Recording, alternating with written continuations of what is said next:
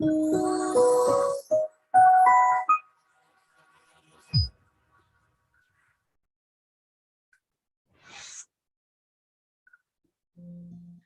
the world of birds, raptors, or birds of prey, are king.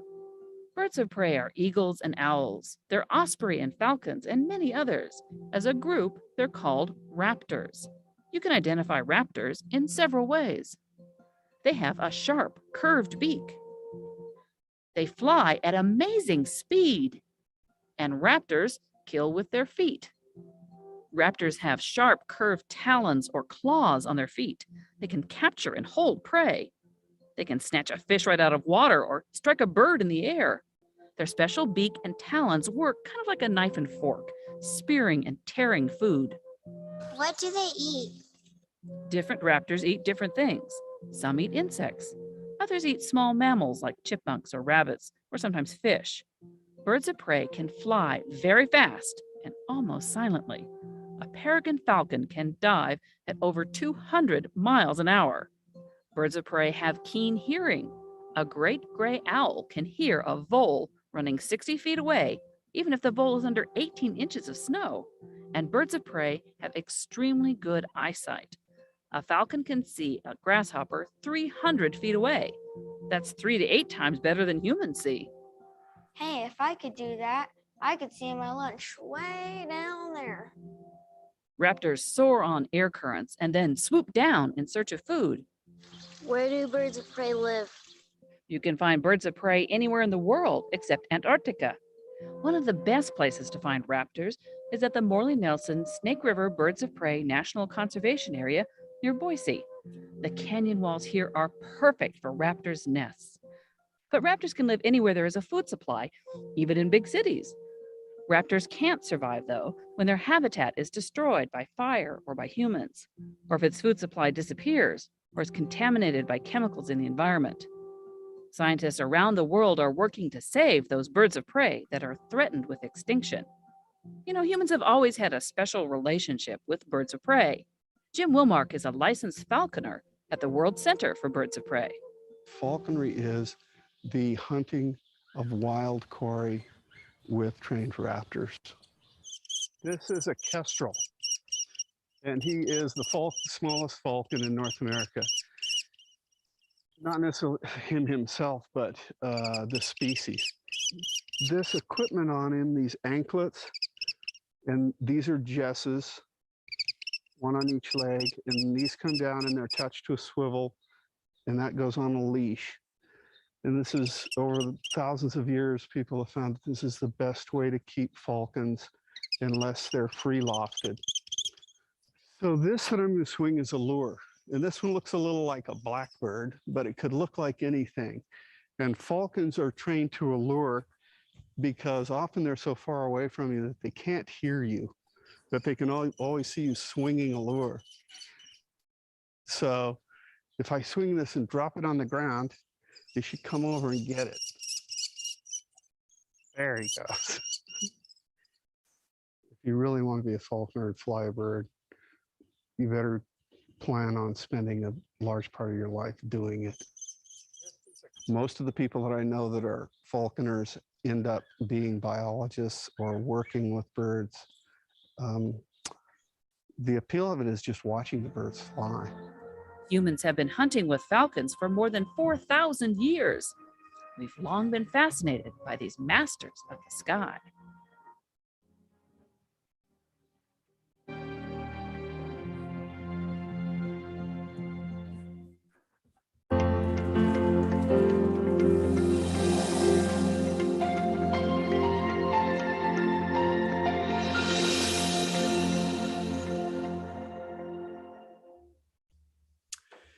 Well, hello, everyone. This is Scott Roberts and Kent Marts from Explore Scientific and the Explore Alliance. And this is the, what is this, the 27th? That's correct. 27th. Yes, sir. 27th on the wing. And Kent will be showing viewer submissions. So you guys have been faithful in sending us photos that you've taken. And so what do we got, Kent? Oh, we're going to do that for the next couple of weeks. But before we do that, Really? Annie, yep, we're going to do a couple of weeks. I I have enough to spill over into next week as well. So Annie wanted me to mention the meteor photo contest. So the Explore Alliance has the meteor photo contest going on through the end of January. I almost said end of July. One of those J months, the first J month, January. So pictures of meteors, all sorts of opportunity have abounded. Some people have them historical.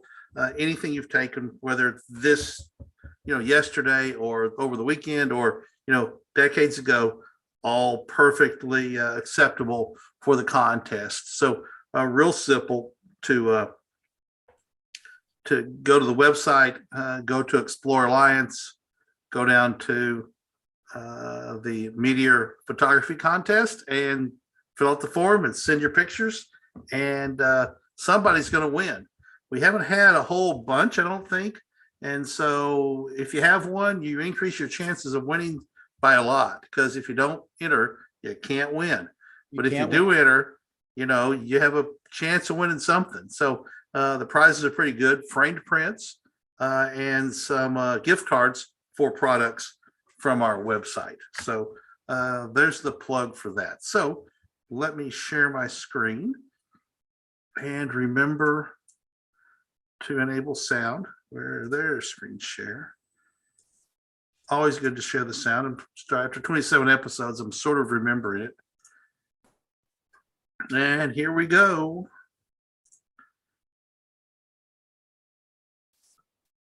Beautiful picture that Terry Stanfield took of a majestic bald eagle flying behind some fall scenery. The first bird we're going to look at is the photo by Norm Hughes, the American goldfinch. The goldfinch, when it's in its summer plumage, is one of the most striking birds out there.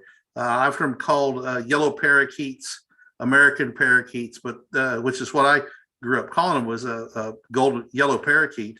But it's the American goldfinch. They're a small bird, 4.3 to 5.1 inches long. Obviously, they are not monomorphic. The females are not as brilliantly colored as the males. Let's listen to the song, very unique song. Here we go. They're very talkative birds.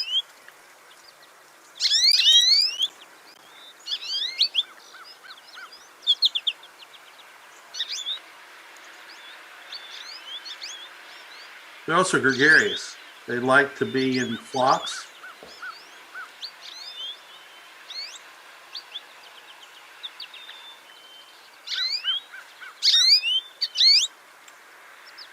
Yeah, I like that.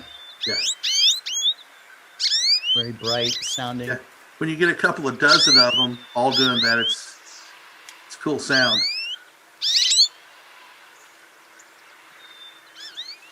All right, so we'll listen to it again in a minute. All over the United States, down into Mexico a little bit, up into Canada, the lower tier of the Canadian provinces, where the breeding population year-round in the middle of the United States and non-breeding in the deep south and the southwest. As I said, in mating plumage, the male is an absolutely spectacular yellow golden body with shiny black wings. Just a spectacular bird. The females are always duller, but they still have some yellow and the noticeable black wing. Back half of the wing is black. The female generally has a white bar that's more prominent than on the males. Here's an interesting tidbit I learned. They breed later than most songbirds in North America. They generally breed in June and July. Goldfinches are almost nearly strict vegetarians. They only eat an insect by accident, typically. So they have effectively no, animal matter in their diet, which turns out to be a huge advantage because cowbirds, which we have not seen a picture of, and I need to work on getting a picture of a cowbird so we can talk about them. But cowbirds will lay their eggs in other birds' nests. Cowbirds do not tend their own nests. And a weird thing about cowbirds is that their eggs hatch faster and their chicks grow faster than other songbirds. So they'll lay eggs in another songbird's nest and they'll hatch. And because they grow quicker, they kill the songbirds, hatchlings, through starvation because they dominate the parents' feeding and they grow quicker. This is an interesting, the vegetarianism in these birds is interesting because cowbirds can't survive on a vegetarian diet. They have to have insects. So the cowbird parasitic chicks die within 3 days typically, and the goldfinch hatchlings continue to thrive and survive. So the vegetarianism of these birds becomes an advantage over the cowbirds raiding their nest and conning other songbirds into raising the cowbird chicks. Has a conical bill, a very pointed bill, a very pointed notched tail, and it has wing bars. There's no streaking anywhere it's on its body. It's just yellow and black. All right. The birds are easily attracted to thistles and native milkweeds. There's Northwest Arkansas, other places have a problem with thistles, which are pretty, tough plants because they're beautiful, but they are spiked like full of spines and sharp spines and very tough on animals and will take over pastures. You'll see them hanging, flying in groups from seed head to seed head and picking out the seeds, and a great food source for them. But the native thistles are much preferred, and they like milkweed as well. They also will come to feeders and are attracted to sunflower seeds and Niger thistle specifically. And they also will feed on the ground under feeders. And one thing about birds that feed under feeders, the advice is to keep all that detritus that builds up, raked up and gone every few days, because that cuts down on the chance of passing along a illness from bird to bird. So if you keep that ground thistle or ground, all the holes and the stuff on the ground raked up, it's better for the birds because it reduces their chance of spreading illness. They're very acrobatic.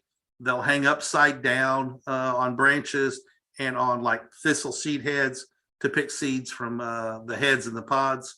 And when they're in flight, they often make that same sound we heard in flight, making them easy to identify. Let's listen to it again. It's a cool sound.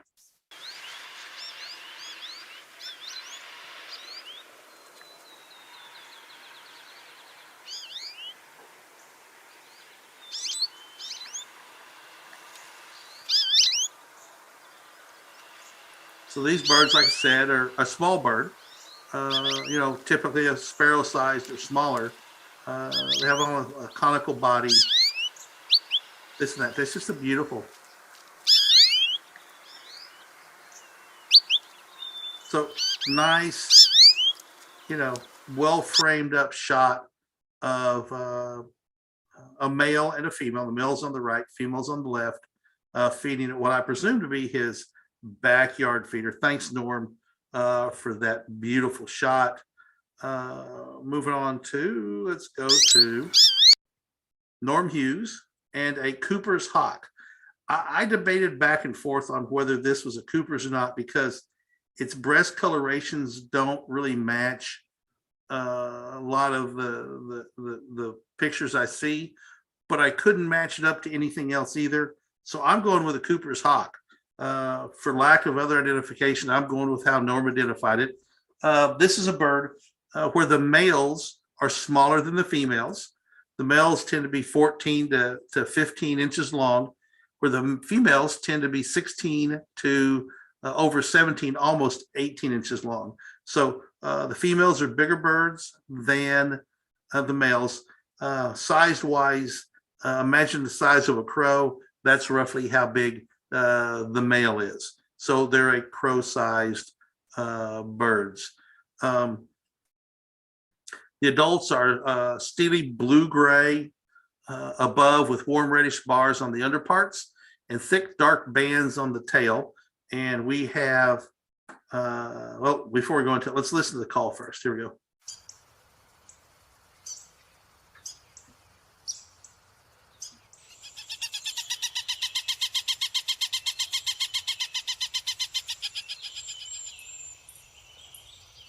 Huh.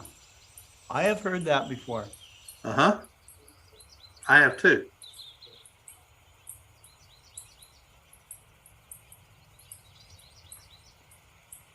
Are there any other birds that make a call like that? I think there's other hawks that do. Here we go. This is, I've heard the hawk. I actually, okay, hear that? That's that bark right there. Yeah. That we just heard. Sounds like a squirrel bark. And I'll tell the story. And it was a Cooper's hawk. I was in a tree stand bow hunting, and there was a flurry of activity, and landed on the rail of the tree stand I'm in was a Cooper's hawk. And we're talking, it's 5 or 6 inches from my arm. And I'm sitting there and my heart is about to explode. You know, I'm trying not to hyperventilate and freak out. You know, I'm not scared of the bird. It's just such an adrenaline rush. And I'm sitting there and the bird makes this sound. Let me back a little bit over.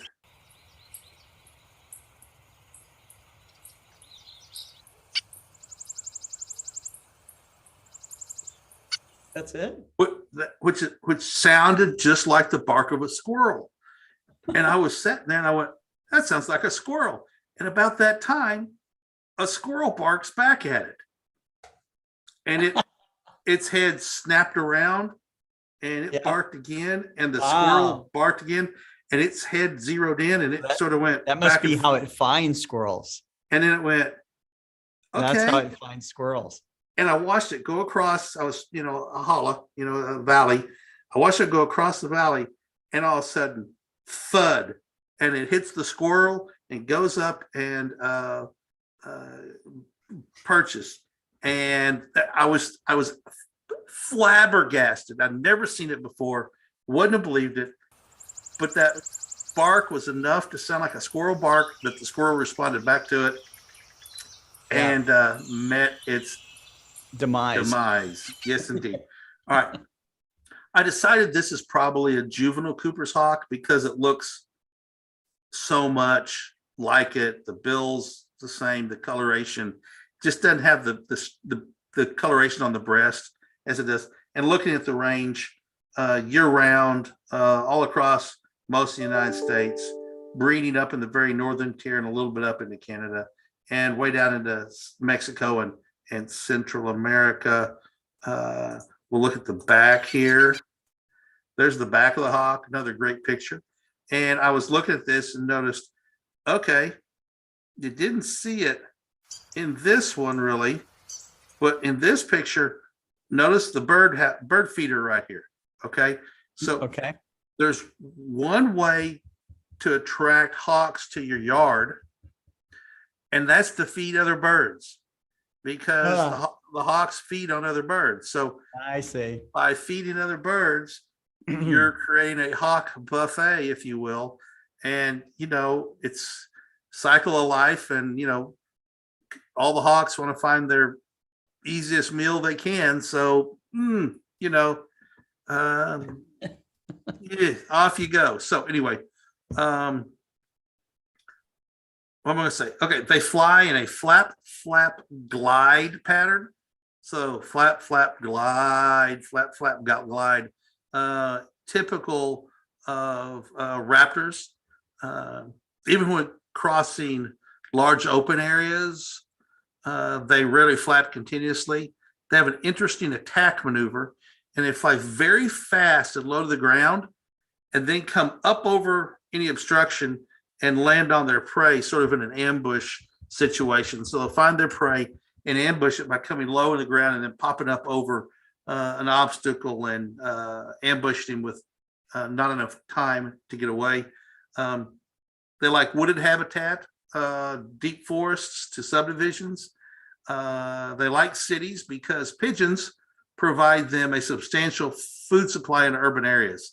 And so they are one of the raptors that will urbanize very well because of the food supply, just like the opening video that you had, Scott, talked about birds, living in big cities if they have a place to nest, which is balconies and ledges on tall buildings. Are you read about raptors, specifically falcons and other birds, and Cooper's hawks will do the same thing. Interesting, the birds in the western part of North America are significantly smaller and weigh less than the eastern birds. So while they're the same species, my guess is probably food supply and habitat have driven that evolutionary change over time. It will capture its prey with its talons and then kill it by repeated squeezes. They will hold the catch away from their body until the animal is dead, and they have been known to drown their prey as well. So, we want to think about, the world as being a comfortable, nice, warm, fuzzy place. But, the cycle of life is the cycle of life. If it is when your belly's full, I guess. If you want to have a Cooper's hawk around, you got to feed it something. And, it's a bird of opportunity. It'll eat probably a goldfinch just as easily as it'll eat a squirrel or, a cowbird or some other species that, are less than desirable. I'm sure that Dan George would love to teach Cooper's hawks to eat only house sparrows. They would be performing us a service by doing that. So moving along here, we're going to switch over to Carl Bernhardt out in California. Carl has a picture of a California thrasher. Now, these are big birds, 12.5 inches long, robin size to maybe a little bit bigger. The long curved bill, long tail, and long legs are the visual silhouette of what these birds look like. Also, they have a very unique sound.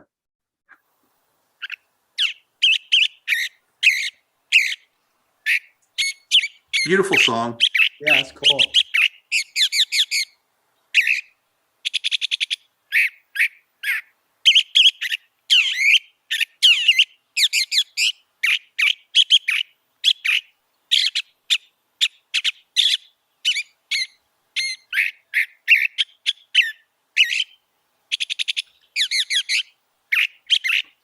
And just a continuous, that just goes on and on. The brown to grayish brown have a pale throat, rusty, buffy patch under their tail. However, there are two subspecies. The species that goes down to Baja California and moves north to southern Santa Cruz and Placer counties. The other is found in the northern part of Santa Cruz County and El Dorado counties, all the way northward, almost up into Oregon. The differences include the richness of the plumage. The southerly subspecies is paler, more gray and brown above, with a grayish throat. The northern is rich brown above and chestnut undertail and buffy throat. So knowing that, and knowing that Carl lives in Southern California and shoots a lot in very deep Southern California, I'm going with this is the southern subspecies. So either way, they're a thrasher, and thrashers are known far and wide to do what thrashers do, and that's toss leaf litter up and flip over leaves in search of insects and other invertebrate, as well as looking for berries as well in the leaf litter. We see leaf litter come up in a lot of birds. And if you have a yard with no leaf litter, you will have no birds that need leaf litter. And, it's a the perfect American yard is a perfectly trimmed, no leaves. The American dream yard is no leaves, perfect monoculture green grass, watered well, fertilized well, with nothing growing in it. And that's not a natural situation. I read an article a few years ago that talked about how the American yard is the largest single monoculture in the country because it's about one thing and one species of grass as well. So males perch from November to July, offering their song to everyone who happens by to hear it. There's a song again. Females will sometimes join in the singing.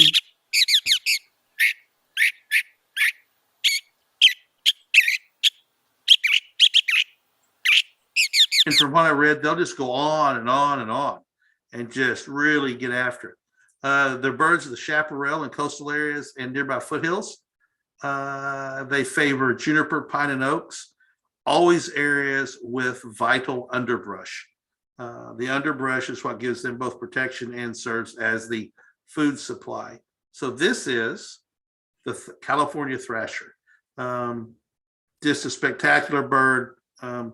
Next time we get to California, I'm looking forward to doing a little birding out there because there are birds. And Scott, that we don't have here. Scott, I was looking forward to the Winter Star Party because I was planning on doing some birding down there. But they have those giant osprey nests that you can see. And well, and just bagging, the pelicans and the different, shorebirds. But, sadly, the Winter Star Party has been canceled. So that scuttled my plans for birding in early February in the Florida Keys.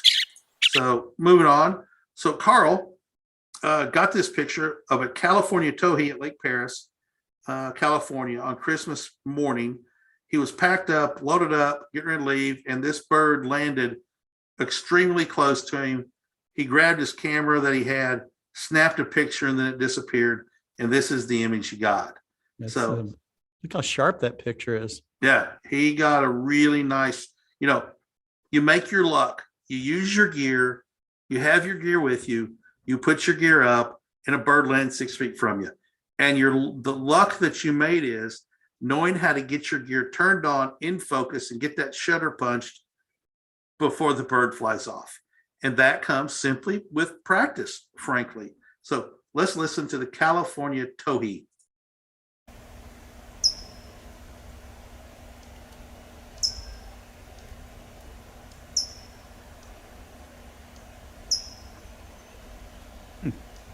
Just a standard loud chip or chirp.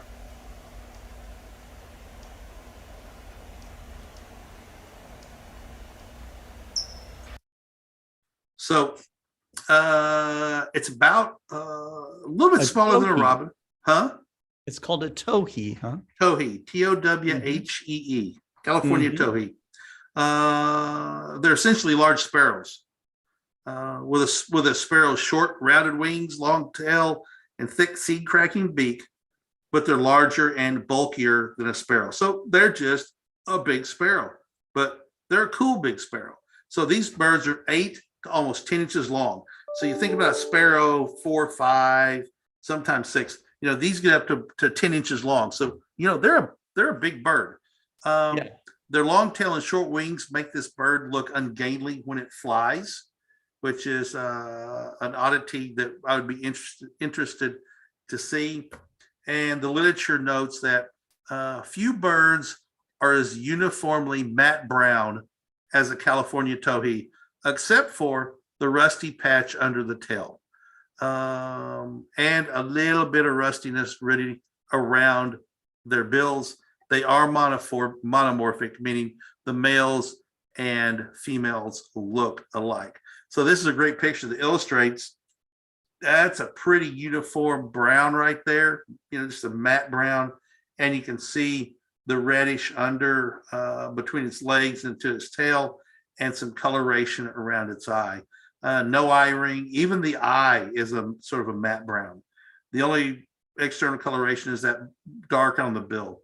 So as you can tell from the map, they're year-round.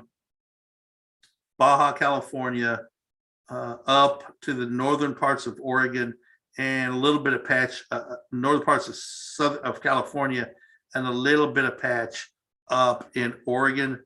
They love chaparral and hot scrubland. Can attract these birds to feeders offering millet. Typically, birds don't eat millet, which is not, so it's not popular. And you'll see all sorts of birding people when they talk about don't feed millet, don't feed millet, don't feed millet. The towhee loves millet, and they're a ground forager. So spreading it on the ground and putting it in a tray is a way to attract the towhee, the California towhee, if you live in that neck of the woods. And here's an interesting one. If you want to have a towhee nest, plant poison oak, because their favored nesting is in poison oak, and they also feast on the plant's berries. So, plant poison oak, and you might be able to, if you live in Southern California, you might, in the coastal plains up to the foothills, be able to track yourself a case of poison oak and give towhees a place to nest. They hop and run on the ground, staying close to the protection around them of brush, yard plantings, trees, shrubs, things like that. They will perch on shrubs, fences, and roofs where they chip away at their songs for long, long periods of time.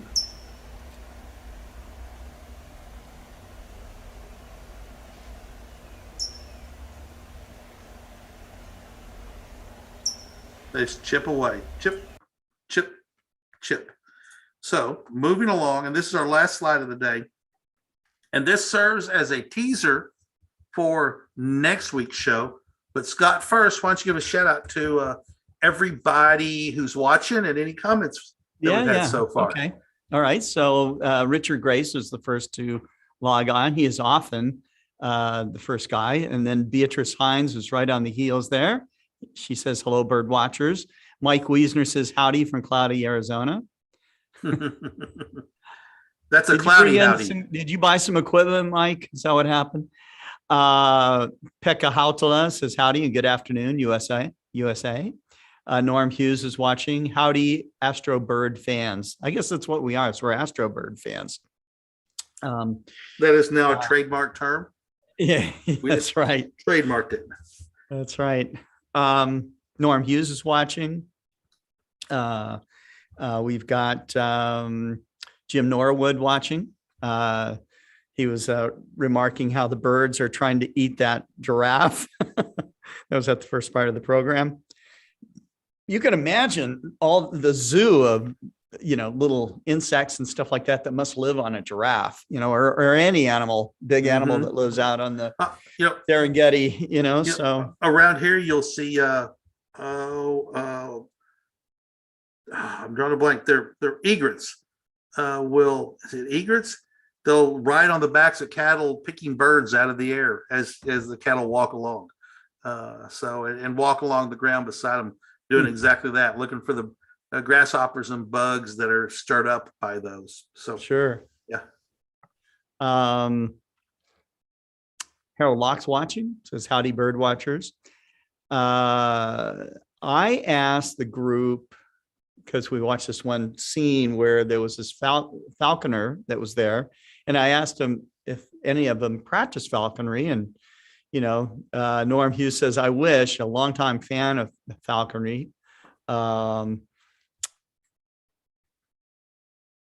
I don't know. Jim Norwood says he flies drones. I like drones too. Actually, I would love to have a falcon land on my densely gloved hand. I think that would be so cool. Beatrice Hines says she doesn't practice it, but she knows some people who did. That's kind of cool. We'll have to track down a falconer, to have on the show. That'd be cool. I'll make a note of that. Yeah. Norm Hughes says, I practice falconry, but I just lack the bird. Okay. So, And Mike Wiesner says, come to the Arizona Dark Sky Star Party in September 2022. You will see raptors. Yes, you will. Let's see. And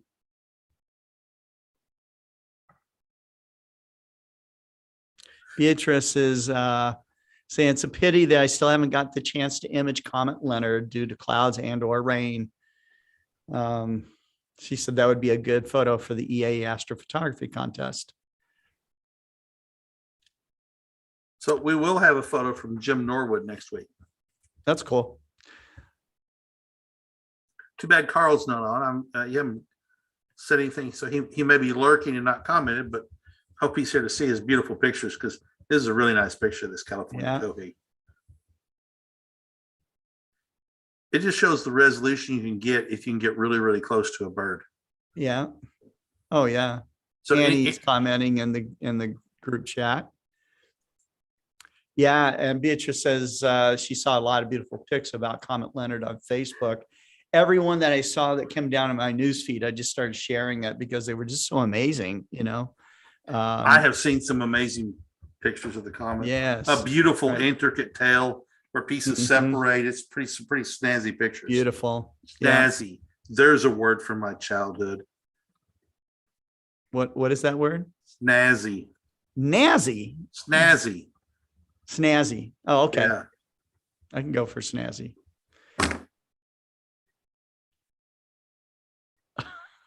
And I think Annie just texted me that Carl is watching. So Carl, thanks for the pictures. And That's anybody cool. else who's out there, yeah, you know, the regulars know this, but if you're new to the show, send me your pictures. Send your pictures to, they have to be yours, your property, to Explore Alliance at explorescientific.com. Scott will share that in the comments in a minute. Yeah. So, all right, so let's go on. And this is a preview of a feeding frenzy that Carl got at Lake Paris, California. I can identify what I think are 5 different birds in this photograph. There's at least 4 and maybe 5. I'm working on trying to identify all these birds so we can go through them one at a time.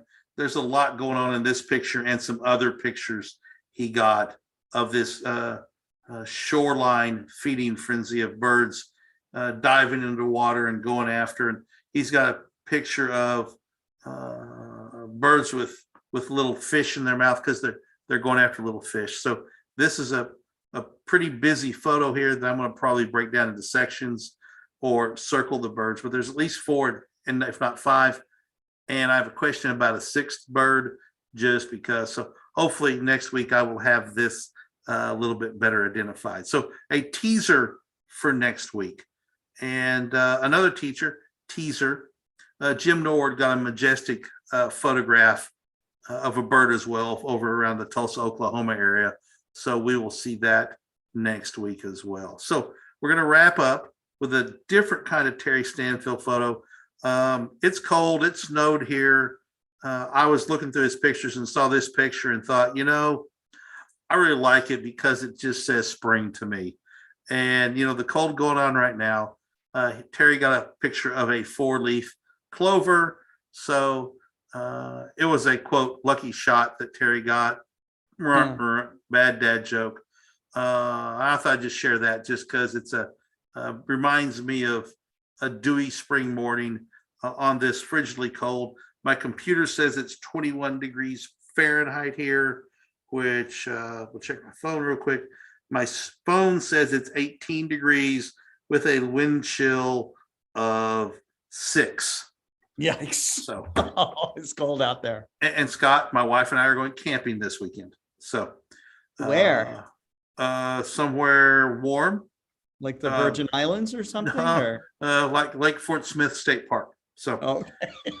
I don't think it's that much warmer. There's no such thing as bad weather, Scott. There's just bad clothing and bad preparation. So yes. Yeah, it's easier and easier to do it bad when it's colder and colder outside. So that's exactly right. So anyway, that's the end of the program today. It was a fun program. I love getting birds that I haven't seen before it makes me want to get out there and see them, right? That's what I really like. When I'm seeing birds around here that, Terry got, and I see most of them, Mhm. that's cool. But seeing birds that aren't around here increase that yearn for you to have more star parties and events on the coasts. So So we this can. weekend, Kent, you remember the Alpen Tetons that I showed you with the Abbey prisms? Oh yeah, those just wow. Those things are amazing. So you need to Yeah. just take a pair from the showroom and take it out this weekend. I think you'll love it. So Hey, I can write that off, can't I? you That makes can it a write it. that makes it a business trip. Share it with show some people. I'm planning on doing some hiking, so I really Yeah. don't want to. I don't want to take out a pair of, You don't want to ruin your weekend with business, so but hey, but that's the cool thing about my job, Scott. My hobby is my business. that's true. There's I won't say the drudgery. There's the paperwork part of it, and the when I was at the newspaper, there was the drudgery of going to city council meetings and those things that you had to do to provide that Sure. public watchdog role. But then there was those cupcake assignments, those feature stories are really cool things that you really got into. And so you do the things, the managing the dealers and dealing with issues and fixing people's problems, all as part of the gravy or the cupcake of getting out to go do astronomy. You're paid to do Oh, astronomy. yeah. I'm, Right. I'm basically paid to talk about birds and bird watching. Who would have thought? Right. So it's every day is fun to get up and go to work, knowing that I'm going to help somebody, and hopefully through some of the broadcast, inspire somebody to change their light fixtures, or go out and use their telescope, or go out and look up with some binoculars, go watch birds, do Mhm. something. That's what's one of the great parts of my job. So Right. like hiking That's sticks, all we of have us new, that work there.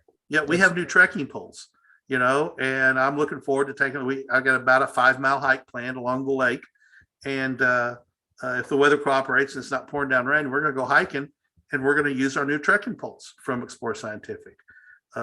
So it's all cool. So Awesome.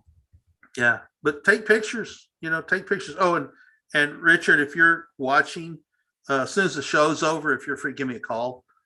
We got you and I need to talk, and he's aware of that. So just as soon as the show's over, give me a ring, Richard, and we will go ahead and have our conversation. So anyway, that's all I've got. Send us pictures. Love seeing them. Inspiration of the beauty that's all around us, that lots and lots of people sadly don't even look at or take for granted. And hoping we're doing our part just a little bit to change that globally as well. So Yes. Right. Well, tomorrow we will have focus on astrophotography with Tyler Bowman. So we'll see what he has in store for us. Next Tuesday is the 80th Global Star Party. So we'll be doing some special things there. So we hope that you tune in for that. And for right now, I think that's all that we have. That's all I have. Do you have anything more you'd like to share, Kent? no, I think it's just great to see the community that we have. Yep. Talk us up, share us on your, when like it, share, ring the bell, whatever you can do, to share this with your friends and on your feed, to broaden the audience of the show. Yeah. And for all of you guys that just watch us but don't chat, don't interact, consider, if you're a birder, sending in some photos to us, and so we can share it with the audience. If you're shy and don't want to come onto the show, that's fine. But we'd love to have you be part of On the Wing. And you've had some great submissions so far, Kent. So can't wait to see next week's. Yep. And that's, I hadn't thought about this till you said it, but we need to have Carl on, because he's a prolific submitter and has had a lot of great pictures. Just talk about how he does what he does, the equipment he uses. I've asked him that question. Have him on.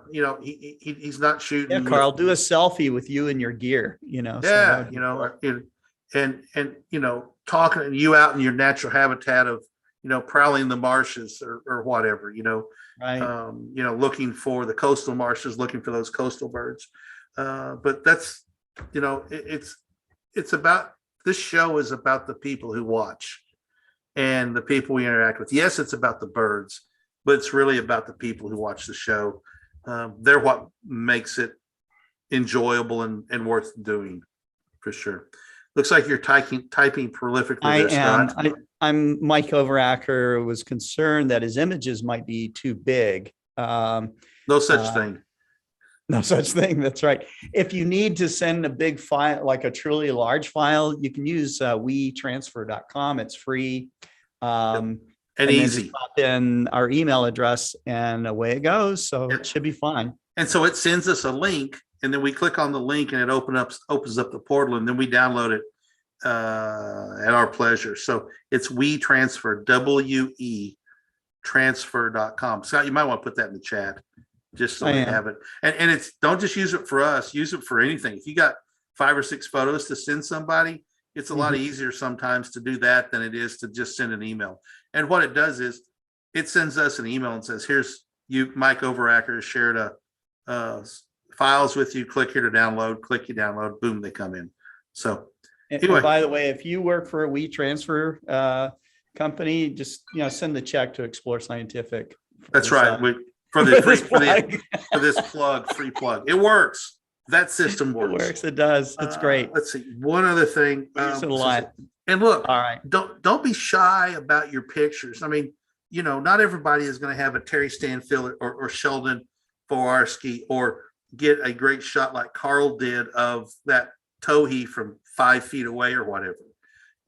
It's like the first picture somebody gets in astrophotography, they're just so excited about. And, and they're over, no pun intended, they're over the moon about it. And in a year, they look back on it and say, boy, that wasn't very good.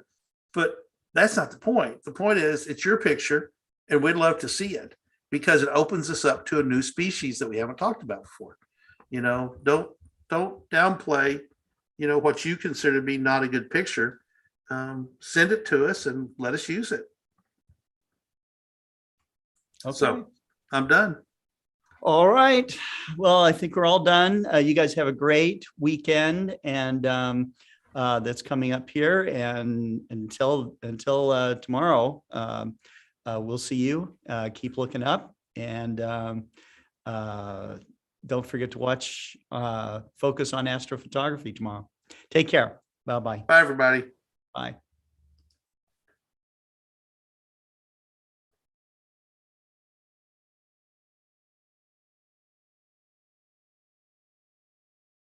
To everyone, happy holidays and Merry Christmas. Hang on a second. Hang on.